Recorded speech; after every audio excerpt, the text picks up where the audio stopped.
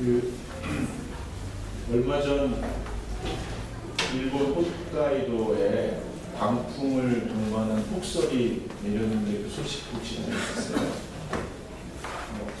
초속 35m. 생각 좀 해보세요. 초속 35m. 남의 일이다 이거죠? 적설량이 하루 동안에 2에서 3m 쌓였어요. 가시거리, 눈으로 볼 수 있는 거리가 몇 센치밖에 안 됐대요. 도로가 끊기고 교신이 끊겨버렸습니다. 집안에 갇혀서 숨어있는 것 말고는 인간으로서 할 수 있는 게 아무것도 없었다. 거대한 자연의 위험 앞에서 사람은 연약한 피조물 이상도 그 이하도 아닌 그런 문제였습니다. 하지만 그토록 연약한 인간 앞에 그 인간의 마지막 모습 앞에 오히려 자연이 고개를 숙이는 것처럼 보이는 그런 일이 있었어요. 지난 2일 오후 4시에 아버지는 아동센터에서 딸을 데리고 집으로 이동 중에 있었습니다. 눈이 너무 많이 내려서 더 이상 차량이 이동할 수가 없었던 거예요. 근데 30분이 지나니까 연료마저 떨어져가지고요. 더 이상 구조를 차 안에서 기다릴 수가 없었습니다. 그래서 이 아버지가 이 아이를 데리고 그 200m 정도 떨어진 친구 집으로 이동하기 시작했습니다. 근데 앞이 안 보이니까 더 이상 불빛이 안 보이고 걸어갈 수가 없게 되었습니다. 더 이상 움직일 수 없게 된 이 아버지는요, 자신의 딸을 꼭 끌어안습니다. 바람이 불어오는 북쪽을 등지고 자신의 점퍼를 벗어 딸아이를 덮어주고 그렇게 밤이 지났습니다. 3일 오전 7시 다행히 구조대원들에 의해서 몸이 반쯤 눈에 파묻힌 부녀를 발견하게 됩니다. 아버지의 품 안에 안겨있던 딸은 저체온 증세가 있었지만 생명에는 지장이 없는 것으로 판정이 되었습니다. 그러나 아버지는 동사하셨습니다. 딸을 끝까지 포기하지 않았던 거죠. 같은 상황에 처한다면 여러분도 그러실 겁니다. 저도 물론 그러실 겁니다. 그러실 겁니다가 아니고 그럴 겁니다. 큰 딸들은 안 할지도 모릅니다. 그동안 쌓인 게 있기 때문에 저도 아마 그럴 것입니다. 하나님께서 사람을 그렇게 만드셨기 때문입니다. 사람은 하나님을 참 많이 닮았습니다. 사랑과 헌신의 존재이죠. 그 사랑과 헌신이 일상 속에 묻어 있습니다. 저는 젊은 부부들이 아이를 안고 예배하는 모습, 또 예배 마치고 밥을 떠먹이는 모습 속에서, 그리고 중년의 부부들이, 중년의 어르신들이 평생 동안 자녀들을 입히고 가르치고 참아주고 그런 모습 속에서, 그리고 노년의 어르신들이 멀리서 손자 손녀를 바라보며 흐뭇해하시는 모습 가운데 하나님의 사랑과 헌신을 보게 됩니다. 여러분, 사랑과 희생은 가족관계를 넘어서 흘러갑니다. 이거는 자연스러운 것입니다. 저 어릴 때 저희 아버지가 제 어머니에게 하는 말을 곁에서 우연히 들은 적이 있습니다. 제가 그 얘기를 듣고 묘하게 제 가슴이 몽글거리는 것을 느꼈습니다. 여보, 나는 용재도 좋지만 용재 친구들도 참 좋아. 내 자식처럼 마음이 자꾸 간다니까. 사랑은 흘러가는 것입니다. 자기개발 분야의 아버지라고 불리는 스티븐 코비가 이런 말을 했습니다. 신을 닮은 인간 안에는 4가지 본성이 있다. 아름다운 사랑, 부지런한 배움, 균형 잡힌 생활, 그리고 정신적 유산을 후손에 남겨주고 싶은 것. 즉, 다음 세대를 위해서 잘 살아가는 것. 이것이 인간의 본성이라는 거예요. 동의하십니까?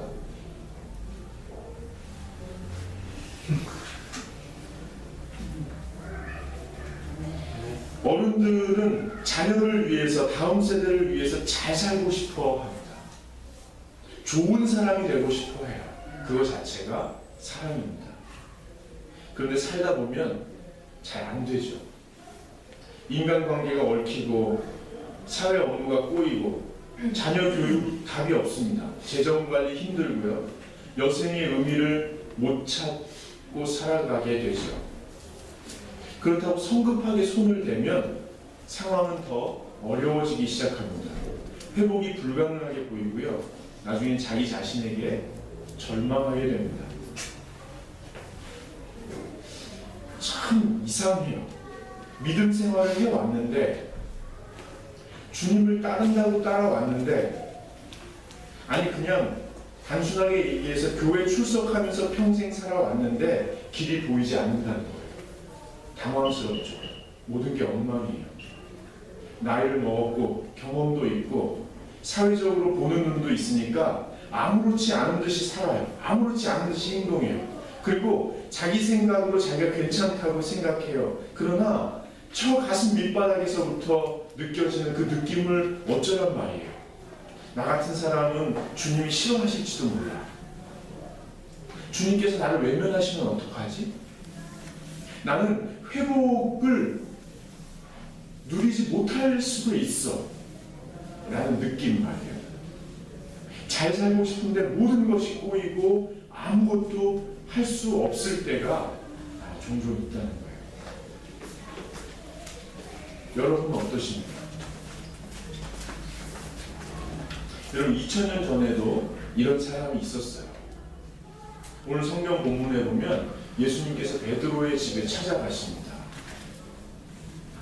예수님께서 베드로의 집에 오시는 거예요. 그 집에 당시 풍습에 따라서 홀로 된 장모님께서 베드로의 집에 함께 살고 계셨어요. 이 장모님이 어떠셨을까요? 직장 상사가 오는 거예요. 제 사위의 직장 상사가 오셨어요. 마음으로 흠모하던 그 예수님이 오셨어요. 그럼 여러분 마음은 어떻겠어요? 식사라도 따뜻하게 대접하고 차라도 따뜻하게 대접해드리고 대화도 좀 나누고 그러고 싶지 않았겠어요? 근데 열병이 난 거예요. 열병. 이 중동 지역의 열병은 말라리아일 가능성이 큽니다. 몸이 달달달달 떨리는 거예요. 아무것도 할 수 없는 거예요. 여러분 잘하고 싶은데 아무것도 할 수 없는 상황. 그때 예수님께서 그 여인의 손을 꼭 잡아주십니다. 그러니까 곧 열병이 떠나가요. 건강을 되찾은 여인이 예수님에게 수종들어요. 수종든다는 것은 저녁 식사를 대접했다는 거예요. 여러분 그날 밤 베드로의 집에 수많은 사람들이 찾아와요. 그리고 치유와 회복을 누리게 되죠. 여인의 회복이 주님의 사역으로 연결됩니다. 여러분 오늘 잘 살아보고 싶은데 아무것도 할 수 없는 분이 혹시 계십니까? 그분에게 주님께서 찾아가십니다. 주님께서 여러분의 손을 꼭 만져주십니다. 여러분이 일어나십니다. 여러분의 회복이 주님의 사역으로 연결될 것입니다. 그 은혜를 함께 누릴 수 있습니다. 예수님께서 베드로의 집에 오세요. 열병으로 누워있는 여인의 집에 찾아오시는 거예요. 여러분 율법은요 유대인 남자가 아픈 여자와 대면하는 것을 금합니다. 왜냐하면 아픈 여인은 부정하다는 이유 때문이었어요. 여인은 홀로 질병의 고통을 감당해야 해요. 그런 그녀에게 예수님께서 찾아가세요. 예수님께서 가셔서 아휴 저는 아프신지 몰랐어요. 큰일 날 뻔했네요. 아우, 아프신 줄 알았으면 안 왔을 거예요. 어떻게 이런 일이 있었을까? 아우, 나으면 다음에 봬요. 이러지 않았다고요. 주님은 여인의 상황을 잘 아시고 일부러 찾아오신 거예요. 일부러. 주님은 아세요. 여러분, 제가 지난 금요일 아침에 여기 조찬 모임이 있어서 오고 있어요. 출근하고 있었어요. 한 7시쯤 됐는데 여기 백악관 상거리에서 묘한 장면을 바라보게 됩니다.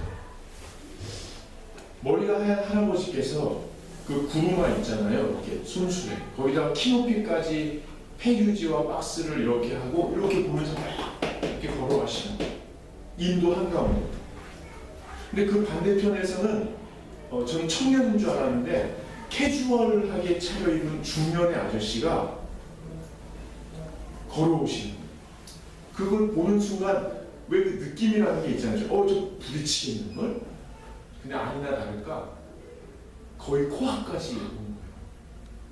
근데 이 중년의 아저씨가 폐유지 막 신경질적으로 밀치면서 에이, 사람을 이렇게 밀어붙이면 어떡해! 이러는 거예요. 그러니까 할아버지께서 눈은 왜 붙이고 다녀! 그러면서요. 그러니까 아저씨가 종이컵을 들고 있던 종이컵을 구겨서 할아버지한테 던졌어요. 이런 씨! 그러니까 할아버지께서 손수레를 놓고 아저씨 어깨를 딱 밀쳤어요. 벽한 싸움이 시작됐어요. 제가요, 또 싸우는구나. 그렇게 지나가려다가 멈췄어요. 그리고 어르신, 고정하셔요. 그냥 가시죠. 아저씨, 아침인데 기분 푸십시오. 다행히 할아버지는요, 바쁘게 그 자리를 뜨셨어요. 근데 그 아저씨 말이에요. 고도근시 안경을 쓰고 계시는 두꺼운 거 있잖아요. 이렇게 볼록 이렇게 튀어나오고 눈이 이만해 보이는 거. 이 약시였던 거예요. 그러면서 제 손을 붙들고 막 하소연을 하는 거예요.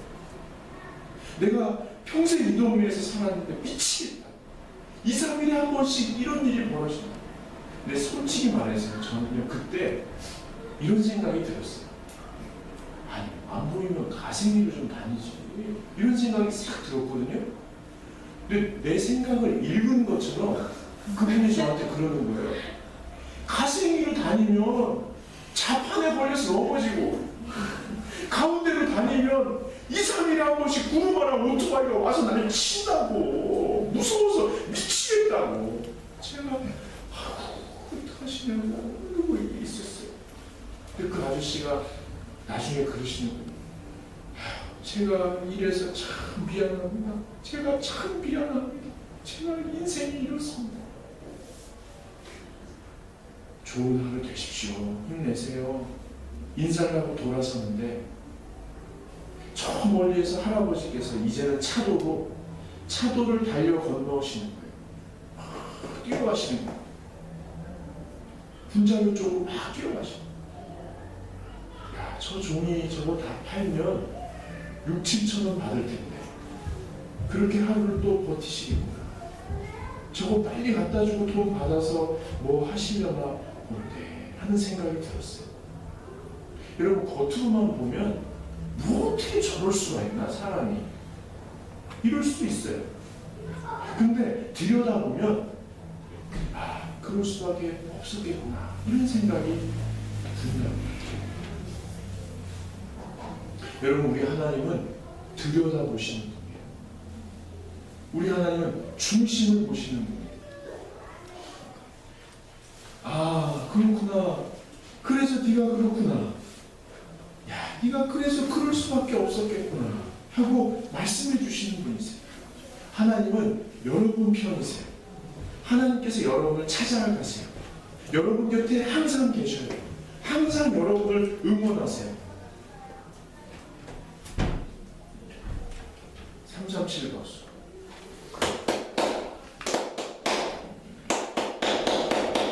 오, 잘한다. 이렇게 하나님이 항상 거기서 천사들 뒤에다 이렇게 해가지고 자, 시작. 천사들이 이렇게 시스터 액트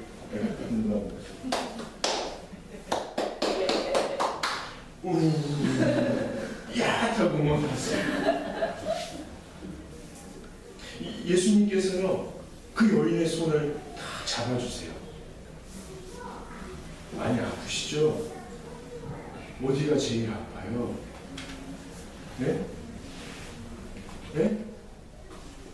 이제 괜찮아질 거예요. 여러분, 율법은 부정하다고 해요. 종교는 그런 사람은 신 곁에 갈 수 없다고 해요. 사람들은 사회적으로 격리시키려고 해요. 근데 정작 신의 아들이 그녀를 찾아오시는 거예요. 곁에 앉으셔서 손을 잡아주세요. 말을 거세요. 말을. 신이 말을 걸어오는 거예요. 너 의미 있는 존재다. 누가 뭐래. 내 삶은 여전히 의미 있다. 하세요. 여러분, 김혜남 선생님이라는 분이 어른으로 산다는 책에서 자기 가정 얘기를 이렇게 소개하는 게 있어요. 내 딸아이는 어릴 때 심장 수술을 받았다. 지금도 아이의 가슴에는 그때의 수술 자국이 길게 남아있다. 딸아이는 그 흉터 때문에 고민이 많았다. 어느 날 나는 우울해하는 아이를 품에 꼭 안으면서 말해주었다. 그 흉터는 바로 내가 큰 병을 이겨냈다는 징표란다. 어린 나이에 그 큰 수술을 견뎌내는 건 아무나 할 수 없는 일이었어. 그래서 난 내 흉터가 오히려 자랑스럽단다. 가슴에 수술 자국이 얼마나 큰 마음의 짐이었을까요? 그 소녀에게. 하지만 딸을 사랑하는 어머니의 배려에서 비롯된 현명한 조언이 흉짙은 가슴에 자부심을 가득히 불어넣었어요. 여러분, 여러분의 인생의 여행길에서 얼마나 많은 아픔을 겪으셨어요? 얼마나 많은 절망을 겪으셨어요? 여러분, 영혼의 가슴에 얼마나 큰 흉터가 남아있으세요? 그런데 주님의 손길 아래에 있으면 그것이 영광이 되는 거예요. 베드로전서 5장 6절에 그러므로 하나님의 능하시는 손 아래서 겸손하라. 때가 되면 너희를 높이시리라. 여러분, 겸손이 뭐예요? 그저 자신을 낮추는 것? 그거 아닙니다. 겸손은 자기 자신을 그대로 받아들이는 거예요. 자신이 흙에서 와서 흙으로 돌아갈 것이라는 것을 인정하는 거예요. 여러분, 그대로 인정하세요. 어디가 아픈지, 뭐가 무서운지, 뭐가 서운한지, 뭐를 갖고 싶은지, 어디서 벗어나고 싶은지 주님께 고백하세요. 사람들에게 보여주고 싶은 거, 사람들에게 인정받고 싶은 거 있죠. 그래서 자꾸만 변명을 해요. 꾸며서 얘기해요. 괜찮은 척해요. 그런데 그냥 인정하는 거예요. 내가 그렇다고. 그냥 자신을 그대로 고백하는 거예요. 거기서 멈추는 게 아니에요. 하나님의 형상대로 만들어진 존재예요. 주님의 생기를 불어넣음 받은 존재예요. 예수님의 은혜로 죄와 죽음에서 건져짐 받은 존재예요. 영생을 소망하는 천국 시민이에요. 하나님의 자녀로서 권세가 있어요. 그걸 그대로 받아들이세요. 그래서 하나님께서 자녀에게만 들려주시는 말씀을 우리에게 늘 들려주세요. 그걸 듣는 게 믿음이에요. 주님 말씀하셔요. 야, 그렇구나. 너 많이 아프구나. 잘 살고 싶은데 잘 안 돼서 속이 많이 상하는구나. 이제 걱정하지 말아라. 내가 너를 돌보고 있단다. 곧 건강하게 회복될 거야. 앞으로 더 건강하게 잘 자랄 거야. 그리고 기억해라. 네가 열병으로 누워있을 그때, 아니 그보다 훨씬 전부터 나는 항상 너와 함께 있었단다. 열병도, 흉터도, 아픔도, 처절함도 너를 자라나게 하는데 도움이 되도록 하늘이 보내준 선물이었다는 것을. 여러분, 잘 살고 싶은데 잘 안 돼서 속상한 분 계시죠? 자신에게 실망하고 신에게 버림받았다는 느낌 때문에 속상한 분 계시죠? 북풍을 등지고 자기 점퍼로 딸아이를 몸으로 덮고 끌어안았던 아버지처럼, 생명을 다해서 딸아이를 지켜낸 아버지처럼 하나님께서 여러분을 포기하지 않으세요. 곁에 계십니다. 이 코앞에. 하나님의 형상대로 지어진 하나님의 형상, 그 의식, 아무도 침범할 수 없는 그 독립적이고 자율적이고 거룩한 그 자의식, 예수 그리스도의 보혈로 회복된 그 의식을 깨어내셔야 합니다. 그리고 어떤 상황에서도 누가 뭐라고 해도 내 자신이 나를 포기하려 할 때도 그 의식으로 깨어서 바라보셔야 됩니다. 내 코앞에 와 계셔서 생명을 버리시면서 나를 지켜내시려고 몸부림치신 그 주님이 내 앞에 계시다는 사실을 받아들이셔야 됩니다. 그게 믿음입니다. 로마서 8장 38, 39절에 내가 확신하노니 사망이나 생명이나 천사들이나 권세자들이나 현재일이나 장래일이나 능력이나 높음이나 기쁨이나 다른 어떤 피조물이라도 우리를 우리 주 그리스도 예수 안에 있는 하나님의 사랑에서 끊을 수 없으리라. 여러분, 주님의 손길이 닿자 여인이 건강해집니다. 열이 내리고요, 몸에 기운이 돌아요. 벌떡 일어나요. 기분이 좋아졌어요. 기분이 좋아지지 않겠어요? 기분이 좋아졌어요. 저는 방금 읽은 말씀을 암송해서 쫙 얘기하면 되게 기분 좋을 것 같아요.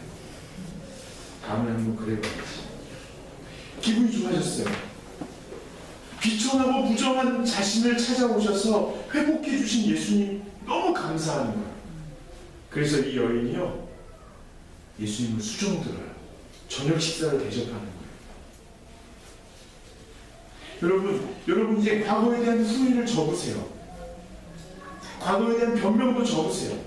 미래에 대한 염려도 내려놓으세요. 지금 여기에 내 코앞에 와 계신 주님께 집중하세요. 지금 여기에 나를 만나기 위해 계신 주님과의 만남에 집중하세요. 여러분, 예수님이 고마워요? 예수님이 고마워요? 고마우면 저녁 식사 한번 대접하세요. 예수님한테 저녁 식사를 한번 대접하세요. 예수님 뭐 좋아하시는지 한번 여쭤보시고 밥 한번 먹자고 좀 부르세요. 예수님한테. 이번 주에 한번 고민해보세요. 예수님이 뭘 좋아하실까? 밥 한 그릇 사드려야 되는데 어떻게 할까? 고민해보세요. 한 번도 생각 안 해보셨어요? 우리 예수님 뭘 좋아하실까? 삼겹살을 좋아하실까? 이번 한 주간 동안 한번 생각해보세요. 오늘 할머니께서요, 이 본문을 읽으시고 묵상하시고 기도하시다 병이 났어요. 너무 감사하니까 예수님한테 저녁 식사를 대접하려고 옛날 일주일에 3,000원씩을 모았어요. 예수님 만나면 밥 사드려야지.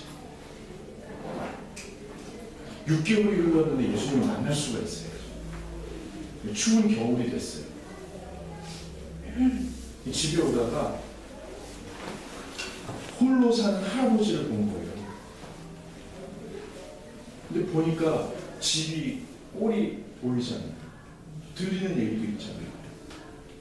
연탄이 없어서 불을 못 대고 끼니가 없어서 하루에 한두 끼 드신다는 거예요. 마음이 아픈 거예요. 집에 들어왔는데 주님 저녁값 해가지고 써놓고 그 돼지 저금통 같은 데 이렇게 박스에 이렇게 넣어놨어.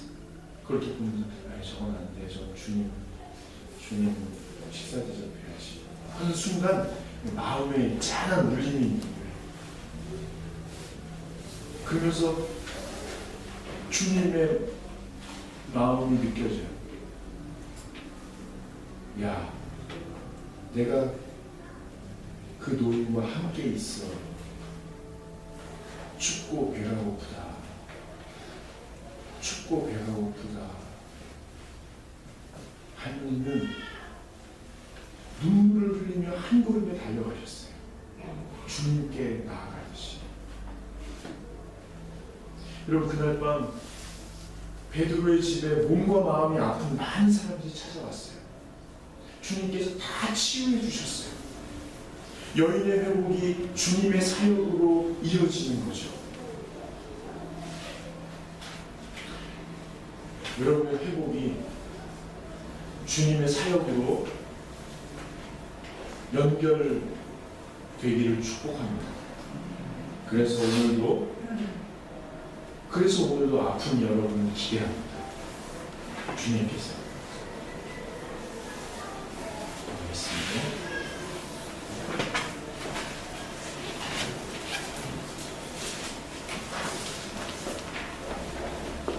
알겠습니다.